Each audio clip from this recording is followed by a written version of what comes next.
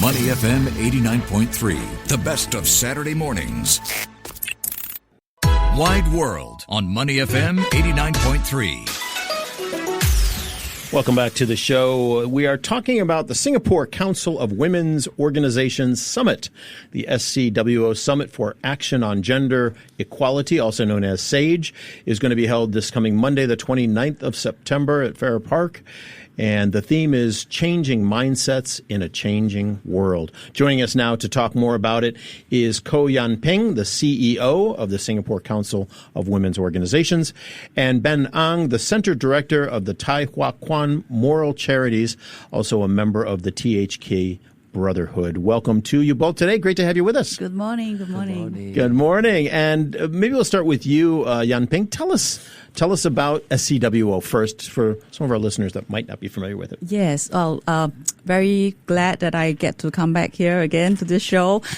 So Singapore Council of Women's Organizations, we've been around for 45 years. This is our 45th anniversary, in fact. We're basically an umbrella organization for all the local Singapore women NGOs. So we have a wide range of member organizations that serve different areas and different needs of women on the ground. We definitely champion gender equality as our key mission. And SCWO Summit, tell us about that. I know you have it every year. Yes. So we had the very first SAGE in 2024 last year. So today, I'm very happy that I'm coming here today to share about the new edition for this year. So SAGE 2025, we are coming back. It will be held on Monday.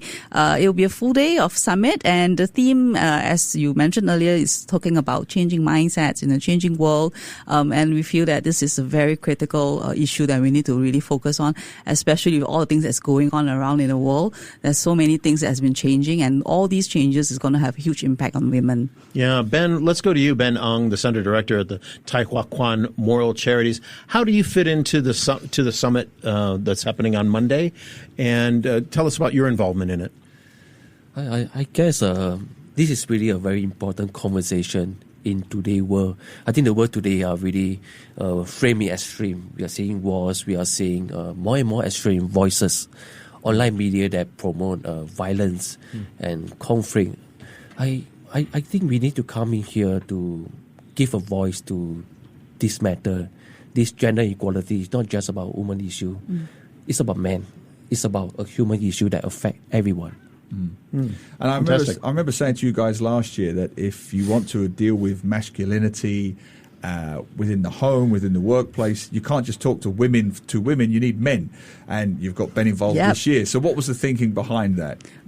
We really listened, right? So we really realized that the whole conversation around gender equality definitely need to involve men as allies. They are part of it. They are the stakeholders. So this is why this year in the entire conference itself, we have an actual topic that's all dedicated to talking about masculinity and male allyship. We do understand that, male masculinity issues and male allyship issues, something that we've been speaking and talking about for many years as well. But we still see that there's a lot of misunderstanding about the role that men play in this. And in fact, we think that really masculinity and gender equality is so closely intertwined. The conversation around these two subjects, actually, it's something that we need to bring out more to the forefront. And so this time around, we have a panel in the morning that will speak about this topic. And also in the afternoon, we're actually going to go deeper with a deep dive in a breakout group session, which Ben is involved in. And we're going to talk about how that has an impact on gender-based violence as well. Yeah, as you mentioned, the forum is bringing together leaders, organizations, individuals, people challenging this idea of entrenched gender norms, right? And try to spark some changes in thought. Yeah. Was the panel you were mentioning, is it called Man Enough to Change? Yes. Is that what it is? Yes, that's the one. Your description says, sharing insights on breaking cycles of harm rooted in childhood trauma, toxic masculinity, and supporting men to address family violence, etc. It was interesting, my son is 16 years old, and last year, when he was 14, 15, they had a unit in school, in his high school, on toxic masculinity. Wow. They were actually teaching the kids, first of all, what it means, and then, all that it encounters. I thought that was, quite interesting, in an age where that topic doesn't seem to be talked about much in schools. Yes. Which, of course, is when it needs to be discussed as young men especially are developing. So Will you address any of that sort of the younger age groups as well, or will it be mostly about adults? Ben? Wow. If you look at gender equality, I think first you have to start from the family. Family is the first classroom that children learn about what is gender role. So I think we need to start from there, and then from there, the children can really see and watch what the father do. And this is how I think the children learn about healthy masculinity. Is that hard in our multicultural, multiracial society? Because there are different norms based on culture, right? I mean, the Chinese culture, the Malay culture, the Indian culture. I mean, there are different ways that this topic is thought about, right? Traditionally. Well, I guess the culture really play a part in this context as well. I think we also want to acknowledge that in Asia context there are certain traditional norms that is quite embedded in the culture. But end of the day, I guess it's really about how we see how gender equality is affecting all of us, everyone. For example, I think we need to hear more story. More men need to hear about story about how effect of gender equality is affecting our mothers, our wife, our daughter, our sister. Similarly, for men, I think they need to hear more story of how men may be recruited into violence, how men may be pressured into silence, how men may be told that being controlled is strength. I think we need to have all this story, and we have to go beyond the gender line. And help. I think this will help us to realize that gender equality really affects every one of us. Ben, let's stay with that. I'm interested to know more about your work that you do with the Brotherhood, because you've created this safe space for men to open up. So firstly, what is it you do, and how do you make men feel more comfortable? Today in Brotherhood, we have about more than 80 over men in our group, and people are surprised why men are willing to come forward voluntarily. And I think this is really something unusual where we see Asian men coming forward. And this is where I think we need to go beyond culture, go beyond schema. Actually, men can be vulnerable and men want to be heard. And we need to find a way to really engage them. And not only engage them, mobilize them to stand as allies, to stand alongside with women, to speak out against equality, speak out for violence, non-violence. And this is where I guess is the best form of rehabilitation for the men. Fascinating. Yeah, interesting. Yeah. Very interesting. Yan Ping, let's bring it back to you, the women's perspective. Now, you've been involved with this for a long time. I know you have. What do you see? What are the mindsets we need to work on, shift for women at home, the workplace, and in leadership? I think the fundamental thing that we still need to go back to is we really need every one of us to start challenging these gender stereotypes that still exist. A lot of this is very much entrenched. And when I say stereotypes, I don't just mean from a women's perspective, but I think what Ben said earlier about how men are also subjected to a lot of these stereotypes, which are also unhealthy. In what way? What kind of stereotypes? For example, if you looked at the role that fathers play, the stereotypical view would be that, parenting and all that is a mother's job. So the father's job probably is not, as heavily involved for the men. And if the father chooses not to be, he chooses to be a stay-home dad, for example, then the stereotypical view is that, that's very abnormal and unusual. You shouldn't be the one staying at home. It should be the mother who's staying at home. So that in itself, the stereotypical view of who should be doing caregiving, who should be in charge of caring for children, I think that has a significant impact on women and gender equality to start with from the very beginning. And of course, on a personal level, there are a lot of things that we can do to challenge these gender stereotypes. I mean, personally, as a woman, we should also not be holding on to these stereotypes to say that, as a woman, this is what I can do and what I can only do. I cannot do things that certain people or men do because that's just how I've been brought up and that's my view. If I'm a mother, then if I'm also having a lot of stereotypical views of what maybe my daughter should be doing in school, what kind of subject she should be taking, maybe she shouldn't be doing too much of the boys' subjects. Even starting from very young age, when I have a toddler, saying the boys' subjects is a real interesting phrase, isn't it? Exactly. So it becomes so normal that we actually don't realize it. Yeah. So it's really just very briefly to add on that. This is something I see every day at a personal level when I go to schools to do my talks, and parents will look at my book and go, "That's a girl's book." It isn't a girl's book. Yeah. You're applying your stereotypes to it, and it's got a girl on the cover. It's a girl's book. Mm-hmm. It's even at that level we need to break away. So I say, what's a boy's book? Oh, it's fighty and actiony and Sports, pranky, and you're only conforming those stereotypes, aren't you? So a lot of work to be done. Yes, definitely.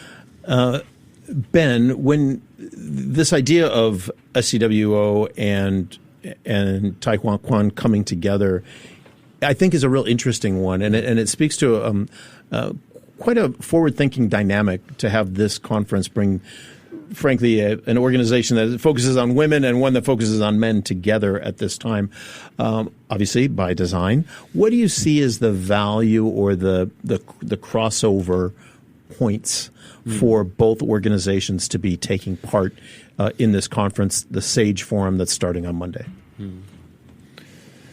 We really hope that this forum will help to bring out the awareness that gender equality is not just a woman issue. It's really an issue that affects men and our children. I think we need everyone to challenge that type of mindset. I think that is really important for us to know. And my hope also for this forum is we can take this platform. We need to normalize help-seeking behavior for men. I think this is a real concern. I think the cost of silence is too high. Yeah, and in Singapore, we are seeing over 70% of the men of the suicide actually belong to men.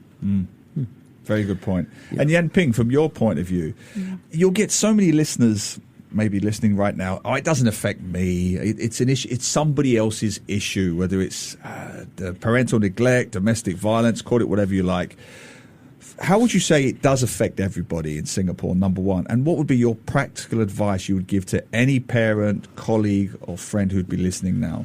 I think so it's important to actually understand, that I think I don't want to nag, but it sounds like I'll be nagging if I say again that really, gender equality is not a women's issue. I think that's the number one thing, the myth that we need to bust. And it's not always just about a bunch of women, like imagining the conference that we're having on Monday, like a bunch of women all together in a ballroom and then we're all like just shouting slogans and chants to say that, women power. No, that's definitely not what we are going after. And I think when we look at gender equality, we need to start looking at it from both a male and a female perspective. There's both sides. There's two genders in this world. So it's always about collaboration and partnership. But a lot of times it turns out to be one against the other, which is seriously a problem right now that we're seeing in the world. And we really don't want that to happen. And we also definitely get a lot of pressure these days because of all the uncertainties, around the world, whether it's in terms of the economic or the tariff wars that's going on and of course, the geopolitical issues that's happening. And really, women are actually feeling the impact the most. And if we don't want that kind of world for our children to grow up in, if we want the next generation to grow up in a world where everyone really enjoys fair and equal opportunities, and this is something that we need to start working on right now because it will take generations to change mindsets. Yeah, and when we look at how that plays out in Singapore society, Singapore is very, very conservative overall, I would say. The family structure, the historical mindsets of different communities here. It is how do you break culture? How do you not break culture? How do you inform culture? How do you open people's eyes to something that is so entrenched? Yes. Meaning roles, male and female roles in the society. I think, is that something that you'll be talking about during the conference? And how do you approach it? It's one of the main reasons why we feel that we need a platform like SAGE and we want to do it every year because we want to be on top of people's mind. Every year we want to have a conversation on this, right? Because it's very easy to just fall back into, comfort zones and say that, this is just the way it is. This is the way things are. This is how I grew up. So I can't do anything to change the world. I'll just live my life and go about. But really, the conversation just needs to continue, and we want to bring more and more people into this conversation. So that's why this year we have a lot more male speakers as well in the summit. We also want to see more male participating in the summit itself. So we are really not a place where you only see women all gathering together. No, we want to see men and women, all ages, and in fact, the young people. We highly encourage young people to also get involved in this conversation because really the future depends on them. That is so important. Key question from me. I'm so glad that a lot of your summit is focusing on this topic of toxic masculinity, which has been in the news all year. The Andrew Tate phenomenon in Europe, then you've got the Charlie Kirk pushback in the US. It's all around the world. You've only got to go on X, Twitter, whatever you want to call it. And of course, Adolescence, the TV series Adolescence on Netflix, which won every Emmy last week. It's changed the conversation around the world.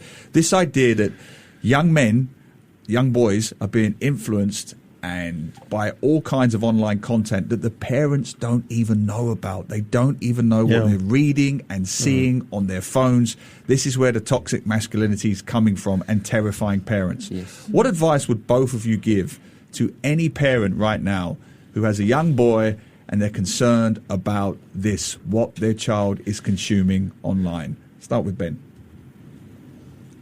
This is really a real concern in what we are seeing today, because not just about what is happening at home. So family, even though it's a first classroom, but now online medium is become another platform, is coming into and telling us what is masculinity all about. I must say, it's so dangerous. Parents really have to keep a watch about what they are doing, what they are saying, and really having conversation. And the best way of doing is really about how the father model healthy masculinity at home. Yes. So important. Do they even know what that is, though, in some cases, right? Like, because, again, they're coming back to the cultural, the culture they grew up in. In my time, we hear that all the time, right? And what they see their parents and their grandparents doing, like, where do you break that cycle? Because sometimes it is a bad cycle. I guess this is where every one of us have a role to play. Yeah. We need to call the good in men. I think we are so used to call the harm in men, which is important, but we need to call the good in men. I have been on stage with many men who have caused harm. But now they are standing in front of the stage, advocate for non-violence, advocate for equality. And I see many women come to the stage and say, well done, and thank you for speaking for us.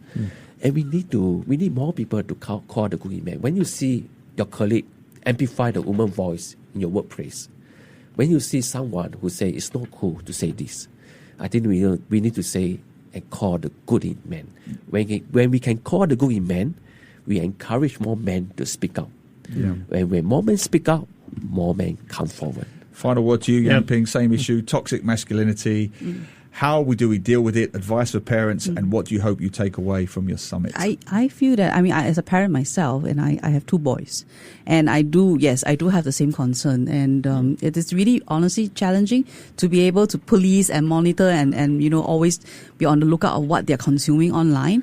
So I think at the end of the day, it's important to, yes, definitely conversation is number one. You need to communicate with the children as much as you can. Understand what are they actually, interested in right now. And if you do realize that, hey, they have a wrong perception or they're getting a lot of misinformation. So my solution to the misinformation actually is to basically just provide them with the right information. So just give them the right information, tell them, direct them to the correct websites and to the correct social media accounts. For example, Singapore Council of Women's Organization.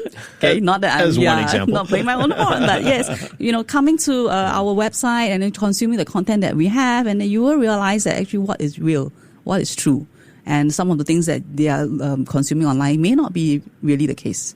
Well, thank you very much for coming in today. Ko Yan Ping, the CEO of the Singapore Council of Women's Organizations, and Ben Ang, Center Director at the Tai Hua Kwan. The SAGE Forum happens this Monday at the One Fair Hotel. Are tickets still available?